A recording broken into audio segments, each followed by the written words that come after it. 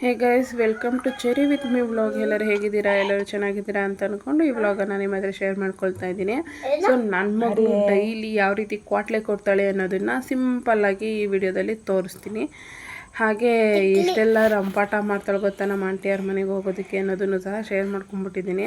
So ಈ ವಿಡಿಯೋನ skip ಮಾಡಿದೆ ಕೊನೆ ತನಕ ನೋಡಿ. ಇಷ್ಟ ಆಯಿತು ಅಂತಂದರೆ ಲೈಕ್ ಮಾಡಿ, ಶೇರ್ ಮಾಡಿ, ಕಮೆಂಟ್ ಮಾಡಿ, ಓಕೆನಾ? ಹಾಗಿದ್ರೆ ವಿಡಿಯೋನ ಕಂಟಿನ್ಯೂ ಮಾಡಿ ನೋಡೋಣ. Sorry baby.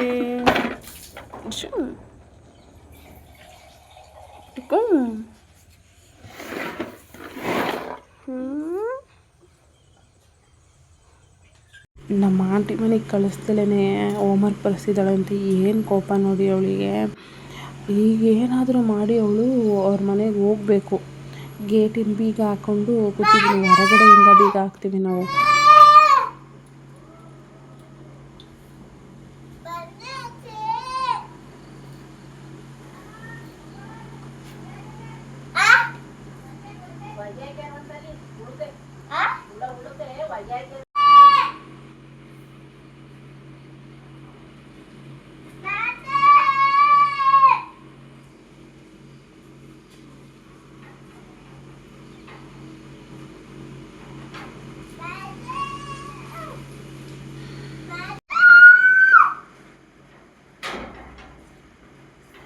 ನಾನು ಆಡಿದ್ರೀಗ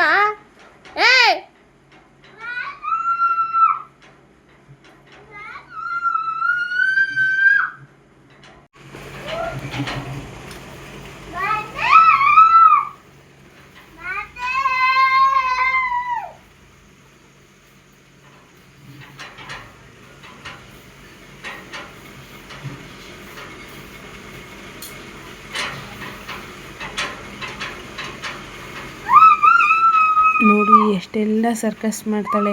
ಏನು ಗೊತ್ತಾ, ಒಳಗಡೆಯಿಂದ ನಮ್ಮನೆ ಒಳಗಡೆಯಿಂದ ನಾವು ಬೀಗ ಹಾಕೊಂಡ್ರೆ ಕೀ ಹುಡ್ಕೊಂಡು ತಗೊಂಡ್ಬಿಡ್ತಾಳೆ. ಅದಕ್ಕೆ ಹೊರಗಡೆಯಿಂದ ಹಾಕ್ಬಿಟ್ರೆ ಅವಳು ತೆಗಿಯೋಕ್ಕಾಗಲ್ಲ ಅಂತ ಆ ರೀತಿ ಮಾಡ್ತೀವಿ. ನೋಡಿ ಎಷ್ಟೊಂದು ಸರ್ಕಸ್ ಮಾಡಿ ಗೇಟ್ ಮೇಲೆಲ್ಲ ಹತ್ಕೊಂಡು ಹೆಂಗೆ ಆಡ್ತಾಳೆ ಅಂತ.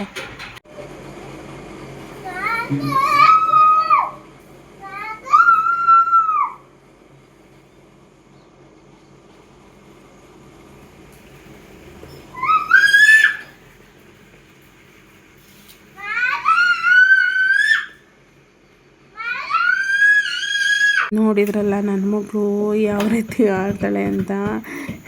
ಯಪ್ಪ ಮೇಂಟೈನ್ ಮಾಡೋದು ತುಂಬಾ ಕಷ್ಟ ಅಂತ ನನಗೆ ಅನಿಸ್ತಿದೆ. ಈ ಸಿಚುವೇಶನಲ್ಲಿ ಕಷ್ಟ ಆಗ್ತಿದೆ ಅಷ್ಟೇ. ಹಾಗೆ ಇವತ್ತು ಫ್ರೆಶ್ ಅಪ್ ಎಲ್ಲ ಆಗಿ ಊಟ ಎಲ್ಲ ಮಾಡಿ ಮಲಗಿ ನಿದ್ದೆ ಎಲ್ಲ ಮಾಡಿ ಎದ್ಮೇಲೆ ಯಾಕೋ ಹೊಟ್ಟೆ ಹಸಿತಿತ್ತು. ಹಾಗೆಯೇ ಅಡುಗೆ ಮನೆಗೆ ಹೋಗಿ ಸ್ವಲ್ಪ ಬಿಸ್ಕೆಟ್ನನ್ನು ತೊಗೊಂಬಂದು ನನ್ನ ಮಗಳದು ನೋಡಿದರೆ ಅದಕ್ಕೂ ಕೈ ಕುಯ್ ಅಂತಾಳೆ. ಏನು ಮಾಡೋದು, ಹೊಟ್ಟೆ ಹಸು ತಡೆಯೋದಕ್ಕಾಗಲ್ಲ ಅಲ್ವಾ. ಅದಕ್ಕೋಸ್ಕರ ಒಂದು 4 ಬಿಸ್ಕೆಟನ್ನು ತಿಂತಾಯಿದ್ದೀನಿ ಅವಳಿಗೆ ಕಾಣ್ದೇನೆ. ಸೊ ಬನ್ನಿ ನೆಕ್ಸ್ಟ್ ವಿಡಿಯೋ ಕಂಟಿನ್ಯೂ ಮಾಡೋಣ. ಕುಕ್ಕರ್ ಬರೆಸ್ಬಿಟ್ಟಿನಿ. ಸ್ಟ್ರೈಟಾಗಿ ಒರೆಸು, ಸ್ಟ್ರೈಟಾಗಿ ನಿಲ್ಲಿಸು, ಸ್ಟ್ರೈಟಾಗಿ ಕಾಣಿಸ್ತಿಲ್ಲ. ನನಗಂತೂ ತುಂಬಾ ಕೆಮ್ಮಾಗ್ಬಿಟ್ಟಿತ್ತು. ಏನು ಮಾಡೋದು ಅಂತಲೇ ಗೊತ್ತಾಗ್ತಿರಲಿಲ್ಲ. ಎಷ್ಟು ಟ್ಯಾಬ್ಲೆಟು ನುಂಗಿದ್ರೂ ಕಮ್ಮಿ ಆಗಲಿಲ್ಲ. ಹಾಸ್ಪಿಟಲಿಗೆ ತೋರಿಸಿದ್ರೂ ಸಹ ನನಗೆ ಕಮ್ಮಿನೇ ಆಗಿಲ್ಲ.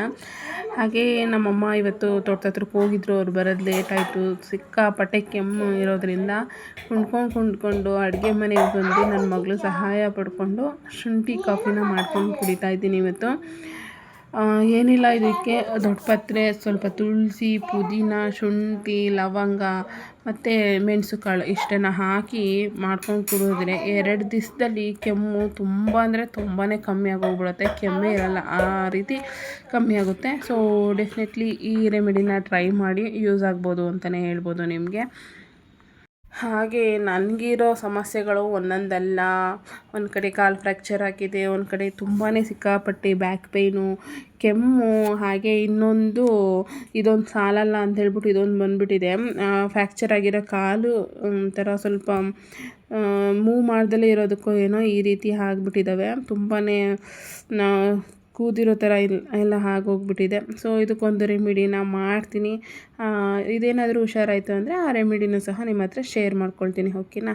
Thank you so much. Bye bye, take care all.